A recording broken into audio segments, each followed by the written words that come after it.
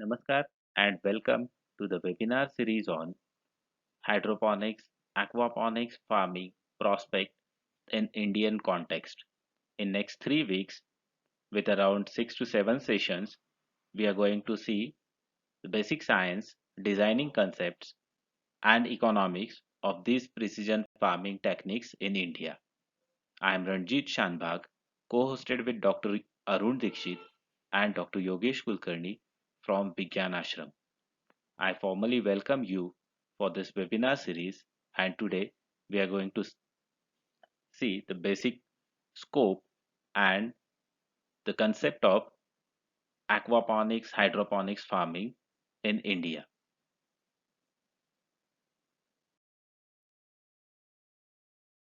This slide shows the average production of major food grains and vegetables in India compared to the rest of the world. And it clearly shows that we, the Indian farming sector, is way behind than the world average production. This is latest data, and the data on tomato shows that almost 20% less production in Indian farming than the world average. ह्या स्लाइडवर आपल्याला भारतातील मुख्य पिकांचे उत्पादन दिसत आहे आणि आपल्याला क्लिअरली दिसतंय की भारतामध्ये ह्या पिकांचं उत्पादन बाकी जगाच्या पटीपेक्षा खूपच कमी प्रमाणात घेतलं जातं.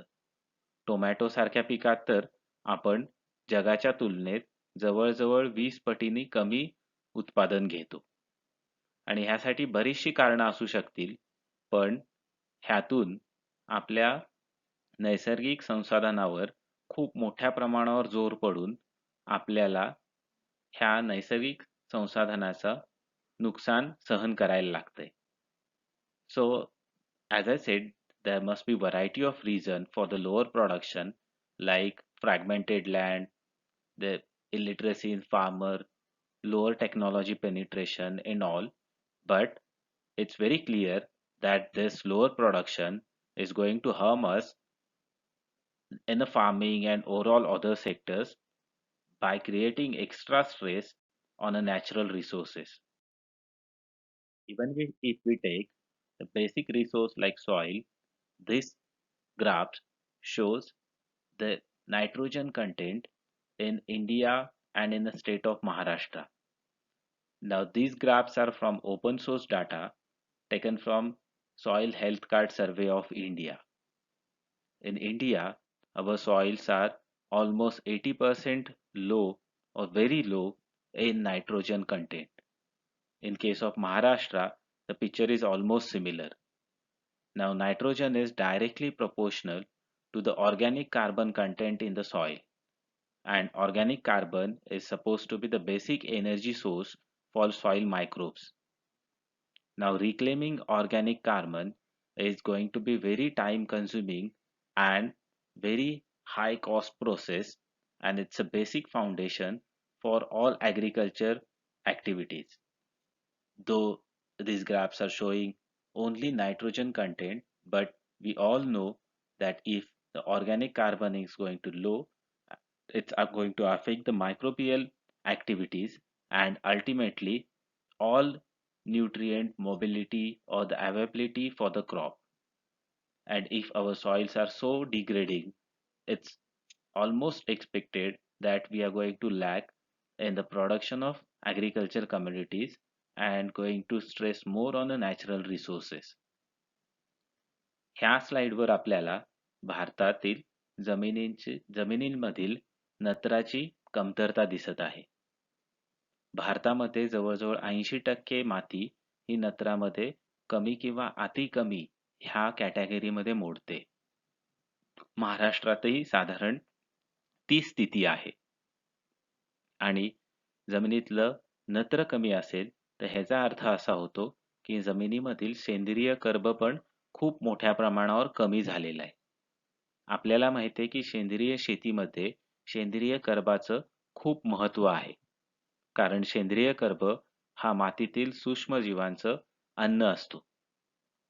आणि जर का सूक्ष्मजीवांनाच अन्न मिळालं नाही तर शेती चांगल्या पद्धतीनं करणं शक्य नाहीये. त्यामुळं भारतामध्ये आपल्याला कमी उत्पादन मिळणं हे तसं साहजिकच आहे. Now, moving to the next slide, the same story we can see about the water resources.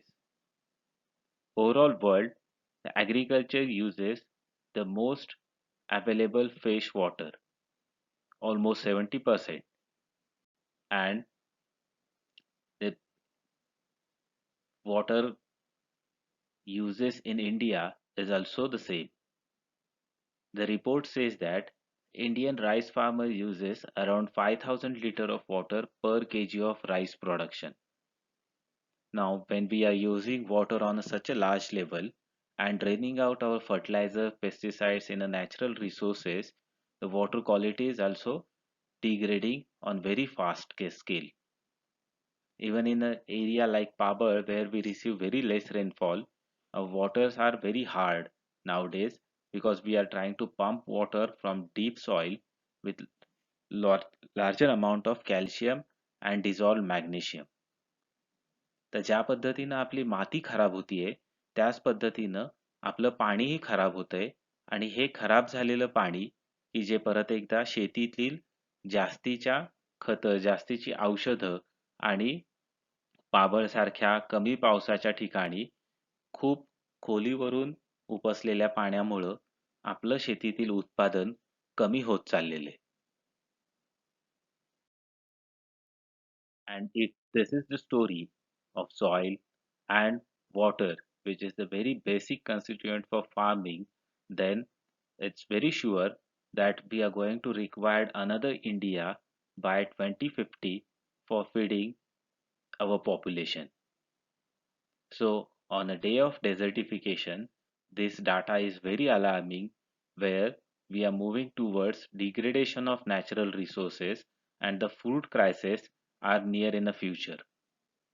तर ह्या पद्धतीनं आपण जर का माती आणि पाणी खराब करत असू आणि शिवाय आपलं उत्पादन जगापेक्षा खूप कमी असेल तर मग आपल्याला 2050 पर्यंत भारतामध्ये आपल्या जनतेला खायला घालायला ही जमीन पुरणार नाहीये आणि अशा परिस्थितीमध्ये आपल्याला शेतीचा आणि शेती करण्याच्या पद्धतीचा नव्याने विचार करण्याची गरज आता लागणार आहे. We can see that now when the soils are degrading, when the water is polluting, we cannot depend on natural resources with so much of population density. The graph or the image to the right of this slide shows that around 40 years back, our fish production was largely dependent on our oceans. This data is from India. And now by 2030, our fish production is largely going to come from inland fishery. So with this much of water pollution and leaching out chemicals, this is going to harm us on a health basis. Now, why we are talking about fish is because fish is the most economical animal. So if we can compare or the seed feed conversion ratio of fish, then it's the most economical animal to rear. So if the fish farming is going to affect, obviously the other animal husbandry sector is also going to hamper. तर ह्या स्लाइडवर आपल्याला भारतातील मत्स्य उत्पादन दिसत आहे. 1986 ला आपण जवळजवळ 77% आपलं उत्पादन हे समुद्रातून घेत होतो आणि हळूहळू ते उत्पादन कमी व्हायला लागलेले कारण जे काय पाणी खतं आणि औषधं किंवा इतर सगळी रसायनं घेऊन समुद्रात जातंय आणि ज्या पद्धतीनं आपण समुद्रातले मासे मोठ्या प्रमाणावर पकडून आणतोय त्याच्यावरनं हे क्लिअर आहे की आपल्याला भविष्यामध्ये समुद्रातनं तेवढे मासे मिळणार नाहीयेत. त्यामुळे आता 4 वर्षापूर्वी समुद्रातलं माशांचं प्रमाण कमी झाल्यामुळं गोड्या पाण्यातले मत्स्यशेती हे आपलं उत्पादन पूर्ण करतंय आणि हे समुद्रातलं उत्पादन कमीच होत जाणार आहे. आपण माशांच्या बाबतीत ह्यासाठी बोलतोय कारण मासा हा प्राणी आपल्याला सर्वात जास्त परवडतो. आपण जर का पशुपालन करणार असू तर. तर मासा हा साधारणपणे 1.5 किलो खाऊन आपल्याला 1 किलो परत देतो.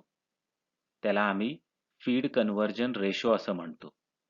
तर माशांचं उत्पादन कमी होणार असेल तर ह्याचा अर्थ त्याच्या पुढील इतर पशुपालनामध्ये पण आपल्याला तशीच संकट येणार आहेत.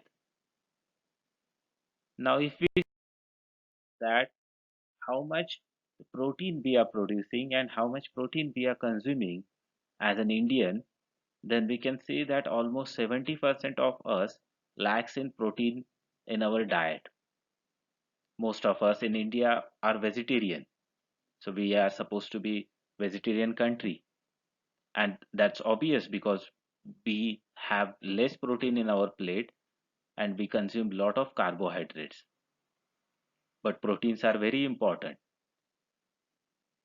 because proteins are long chain amino acids. They are costly. They cost more because they required more time to produce and they are very basic constituent of our body. Going back to fish, the fish protein is most healthy protein because it contain omega-3, vitamin D, and we like fish. Even in India, the data shows that the average production of fish or the consumption of fish per capita has tripled in last 20 years. The average consumption of fish overall world is around 12 kg, so still we are lacking behind, and there is a lot of opportunity to produce more fish or the more protein, and the sector is going to flourish. आपण जर का भारतामध्ये किती प्रथिनं खातो असा जर का विचार केला तर आपल्याला असं दिसतं की 70% लोक भारतातील गरजेपेक्षा कमी प्रथिनं खात आहेत आणि प्रथिनं ही खूप महत्वाची असतात.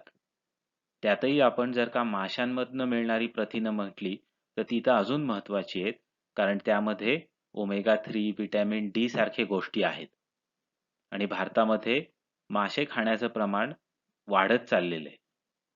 आपण जगाच्या तुलनेत अजूनही खूप कमी मासे खातोय पण दूध आणि मटन किंवा चिकन बरोबर आपण कम्पेअर केलं तर माशाच्या बिझनेसचा माशाच्या धंद्याची वाढ ही 3 पटीनं जास्त आहे आणि ह्यामध्ये आपल्याला भरपूर स्कोप आहे. Now the data shows that as the population grows and as country becomes rich, then the consumption of fish goes up. And that's said by Barnoy. Now, who is Barnoy? We are going to see in a further slides.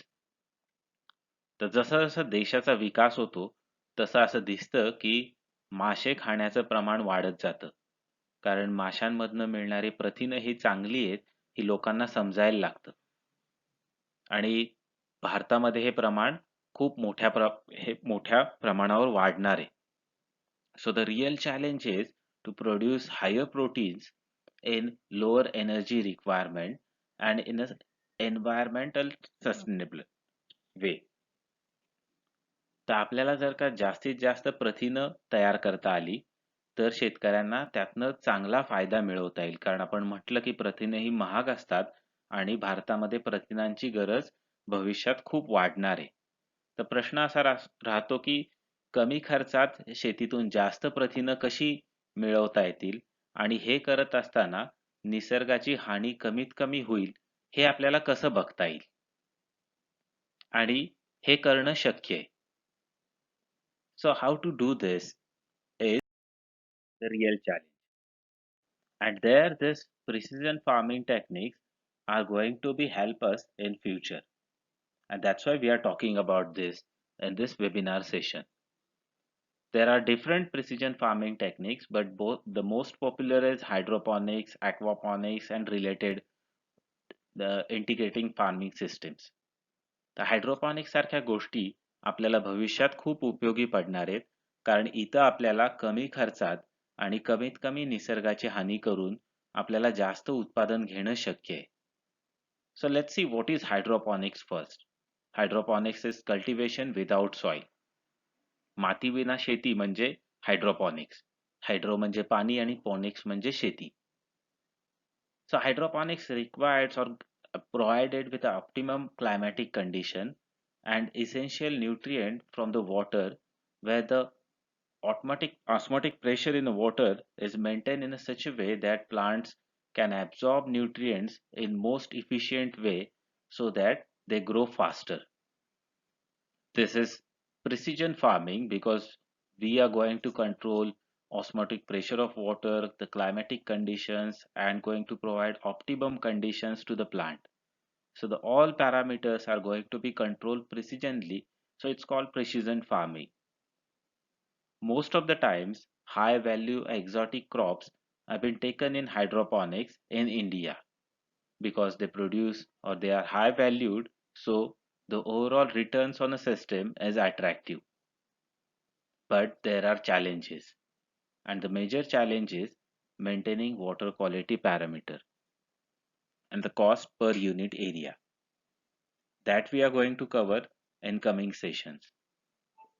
तर hydroponics मध्ये आपल्याला पाण्यातून सर्व खतं किंवा अन्नद्रव्य झाडांना द्यायची आहेत आणि आपल्याला त्याच्या आजूबाजूचं वातावरणही जास्तीत जास्त चांगलं ठेवायचंय कारण आपल्याला कमीत कमी एरियामध्ये कमीत कमी जागेमध्ये जास्तीत जास्त उत्पादन घ्यायचंय आणि हे करताना आपल्याला खूप छोट्या छोट्या गोष्टींची काळजी घ्यायला लागते म्हणून आपण ह्याला प्रिसिजन फार्मिंग म्हणतो.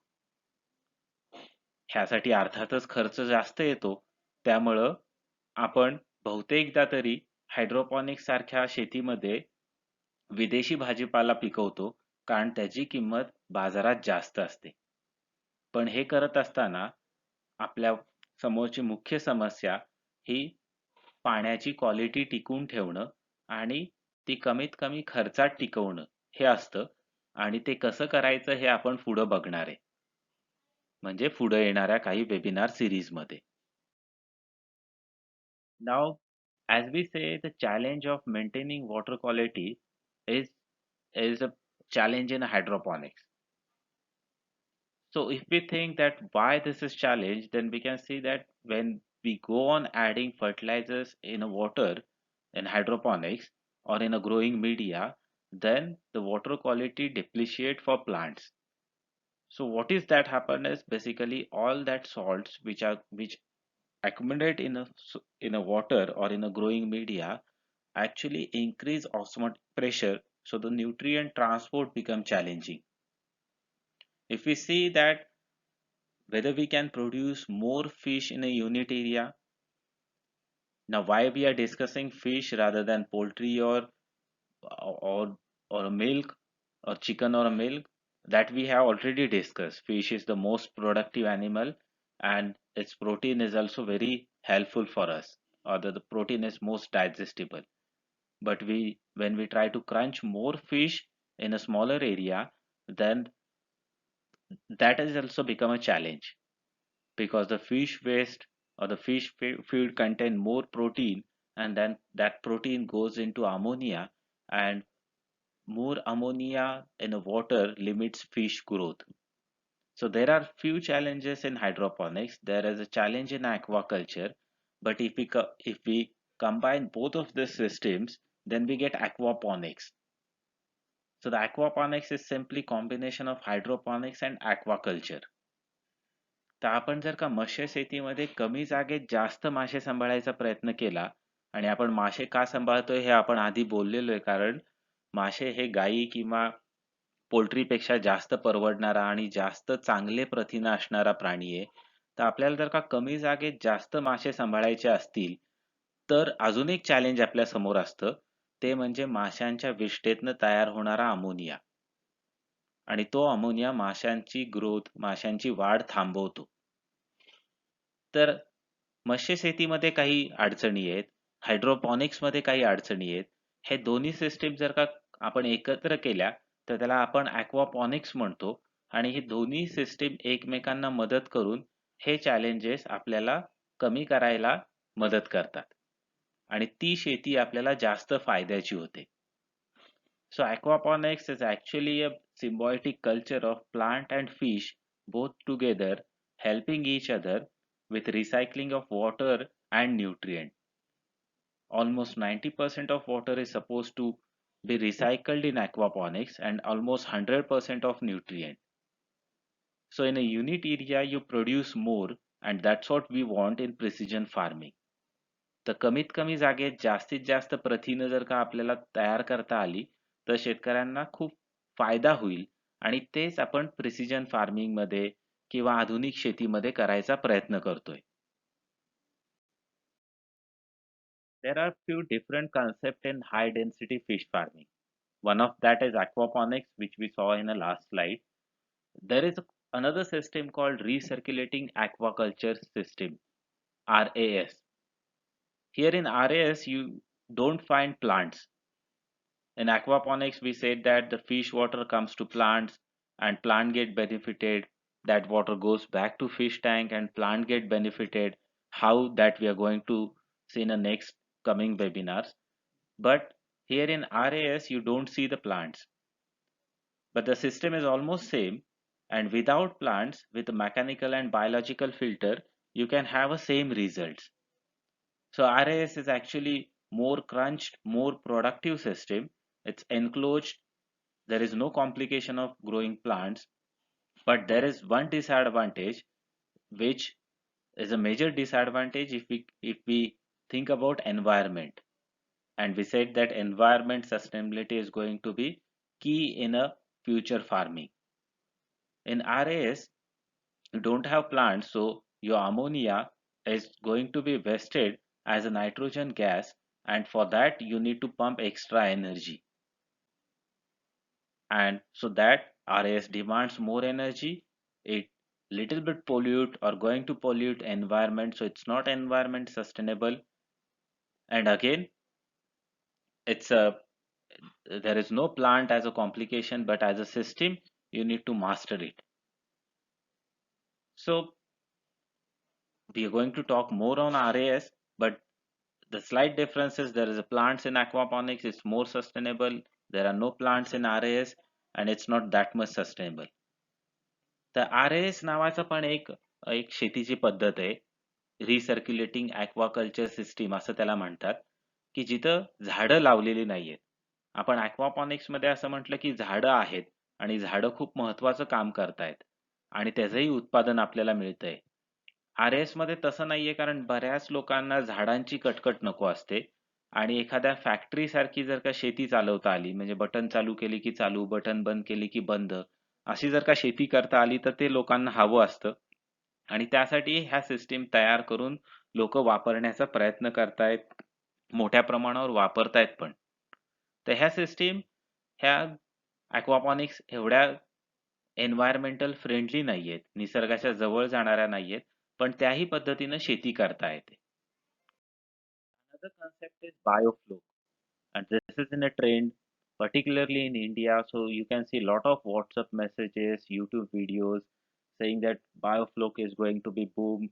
It's going to be very helpful to farmer.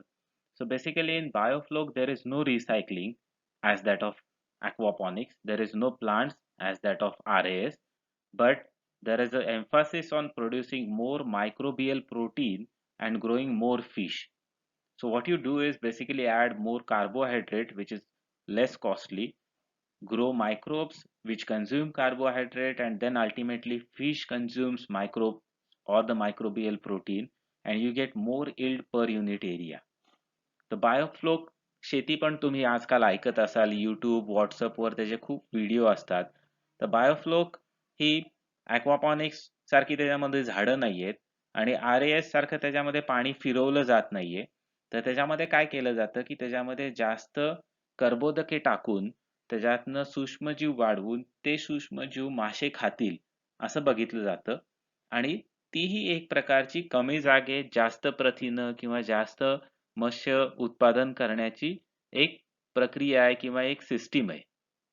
तर त्याच्याबद्दलही आपण पुढं बोलणार आहोत जेव्हा आपण aquaponicsचे वेगवेगळे प्रकार बोलणार आहोत तेव्हा. पण आता आपण फक्त एवढंच बघतोय की वेगवेगळ्या गोष्टी आता काय काय उपलब्ध आहेत. तर बायोफ्लोक पण आपल्याला करता येतं, पण ते सगळ्या माशांसाठी चालत नाही. कुठल्या माशांसाठी चालतं हे आपण पुढं बोलणार आहोत. The biofloc is another system of high density fish farming suitable for certain fish species or breeds, and that we are going to cover in coming session. And on the top of that, which I think is the system called Grow Fish Anywhere, GFA. Grow Fish Anywhere is Israel invented a system where they can grow marine fish in a marine climate deep in a desert with a kind of RAS system. And this system is very much optimized. They claim that they can grow almost 1 kg of fish per 100 liter of water. So as shown in the photo, there are a high density fish farming tank and there are biofilters. Details are not available on open source media, but there are biofilters which are very much optimized with microbial culture. And this company is a major exporter of marine fish to USA from Israel. And we know that marine fish are much costlier than sweetwater fish. So if we can grow marine fish with a recirculation, with environmental sustainability in a desert, then if Israel can do that, there is a lot scope in India also. तर grow fish anywhere नावाची पण एक system आहे की जे इस्रायल देशामध्ये राबवतायत आणि ते म्हणजे वाळवंटामध्ये हाय डेन्सिटी फिश फार्मिंग कमी जागेमध्ये जास्त मासे सांभाळण्याची ही सिस्टीम आहे आणि त्यांची ही सिस्टीम खूप जास्त फायद्याची आहे असं साधारणपणे इंटरनेटवर समजतंय. तर ह्याच्याबद्दल आपल्याला फार जास्त माहिती नाहीये, ह्याच्यावर आपण खूप जास्त बोलणार नाहीये, पण ही पण एक मत्स्यशेती करण्याची आणि साधारणपणे वाळवंटामध्ये समुद्रातले मासे पाळण्याची सिस्टीम आहे आणि ती सिस्टीम पण आजकाल खूप पॉप्युलर होतीये. So all this we saw now that there are these options available and we need to take these options because the farming is going towards a different uh, it's experiencing different challenges and we required it. But why this we are talking as a Vigyan Ashram? Because our approach is that this system, particularly the aquaponics, is the most environmental sustainable system, and in a single cropping climatic zone like in Konkan, like in Vidarbha, where the agriculture activities are limited because of lack of uh, water availability or irrigation, there this integration can help us a lot. And there we can use land elevation, we can use energy efficient devices, we can use smart controls, and we can see that these systems are scientifically and economically viable for the marginal farmers. So in this direction, we are keenly working from last 5 years, and we are very happy to share all our knowledge, our experience with you farmers so that you young farmers, entrepreneurs get benefit out of this. तर आपण जर का हे कोकणात किंवा विदर्भात पाणी परत परत वापरू शकलो शेतीमध्ये, आपली खतं जर का वापरून आपण सेंद्रिय शेती करू शकलो, मासे आणि झाडं एकत्र करून, जमिनीचा चढ उतार आपण जर का योग्य रीतीने वापरू शकलो, तर आपल्याला शेतकऱ्यांना खूप फायदा होणार आहे. आणि ते काम शेतकऱ्यांनी करावं, ते शेतकऱ्यांना समजावं म्हणून विज्ञान आश्रम ह्याच्यात हे सगळं काम गेले 5 वर्ष करतंय आणि आमचा जो काही अनुभव आहे चांगला वाईट तो आम्ही तुम्हाला ह्या सगळ्या सेशन मधनं शेअर करण्याचा प्रयत्न करणार आहोत. So what is Vigyan Ashram? Vigyan Ashram is a institute working under Department of Science and Technology at a village called Pabad. It's in Pune district of Maharashtra, and we are working on agriculture, food processing, electronics, energy efficient devices, and we are into skill training and we are into a basically technology based rural entrepreneurship development. तर विज्ञान आश्रम हे पाबळ इथं काम करणारी संस्था आहे आणि तिथं आम्ही ग्रामीण तंत्रज्ञानावर वेगवेगळ्या ग्रामीण तंत्रज्ञानावर काम करून त्यातून आपल्याला उद्योजक विकास करून आपल्याला गावाचा विकास करता येईल का ह्या पद्धतीनं आम्ही काम करण्याचा प्रयत्न. So we are here to discuss all these things with you, but this is just a first step. We are happy to have a hands-on training at our Pabal campus on aquaponics, hydroponics, soil microbiology, organic farming and all. We are happy to provide you technology adaptation support, a technical consultancy, and we do have a Nisarga and Kheti solution as a private limited company to help farmers in this regard, to help farmers, to help entrepreneurs in this regard. तर आपण webinar मधनं तर ही सगळी माहिती घेणारच आहोत, पण शेतकऱ्यांना पाबळ हितं पण हे सगळं तंत्रज्ञान, हे सगळं शिक्षण आम्ही तुम्हाला देणार आहोत आणि तुम्हाला लागणारा सगळं सपोर्ट आम्ही तुमच्याबरोबर तुम्हाला देण्यासाठी तयार आहोत. आणि त्यासाठी आपण पुढच्या वेबिनारमध्ये किंवा येणाऱ्या काळामध्ये परत पण भेटणार आहोत. So we are going to have different sessions. This is just a tentative schedule. हे एक अंदाजे वेळापत्रक आहे असं आपल्याला म्हणता येईल. आपण परतही भेटणार आहोत आणि आठवड्यातून 2 वेळा भेटून आपण ह्या वेगवेगळ्या विषयांवर किंवा आधुनिक शेतीच्या तंत्रज्ञानावर चर्चा करणार आहोत. आत्तासाठी एवढंच. तुमचे काही प्रश्न असतील तर आपण ते आत्ता चर्चेसाठी घेऊयात.